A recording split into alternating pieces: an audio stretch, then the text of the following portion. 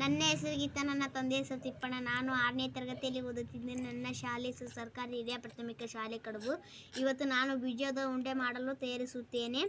ಇವತ್ತು ನಾನು ಒಂದು ಸೀತಾಫಲ ಹಣ್ಣಿನ ಬೀಜ ತಂದಿದ್ದೇನೆ, ಹಾಗೆ ನಿಂಬೆ ಹಣ್ಣಿನ ಬೀಜ ತಂದಿದ್ದೇನೆ, ಹಾಗೆ ಒಂದು ಪುಂಡಿ ಬೀಜ ತಂದಿದ್ದೇನೆ. ಹಾಗೂ ಎಲ್ಲ ಉಂಡೆಗಳನ್ನು ಮಾಡಿದ್ದೇನೆ. ಮತ್ತು ನಿಮಗೆ ಉಂಡೆ ಮಾಡಬೇಕಂತಂದು ತೋರಿಸ್ತೇನೆ ನೋಡಿ. ಈ ಥರ ಮಾಡಿಕೊಡ್ಬೇಕು. ಇದೇ ತೊಗೊಬಾರ್ದು ಅಂತ ಇರಬಾರ್ದು, ಯಾವುದಾದ್ರೂ ತೊಗೋಬೇಕು. ಮಣ್ಣು ಕರಿ ಮಣ್ಣು ಬಿ ತೊಗೋಬೋದು, ಕೆಂಪು ಮಣ್ಣು ಬಿ ತೊಗೋಬೋದು. ಹೀಗೆ ನೋಡಿ, ನಾನು ನಿಂಬೆ ಹಣ್ಣಿನ ಬೀಜ ತೊಗೊಂಡು ಇದೊಳಗೆ ಇಟ್ಕೊತೀನಿ ನೋಡಿ.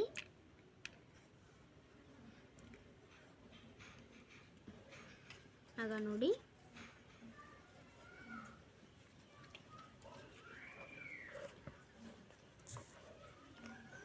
ದೊಡ್ಡದು ಮಾಡ್ಕೋಬಾರ್ದು, ಚಿಕ್ಕದು ಮಾಡ್ಕೋಬೇಕು.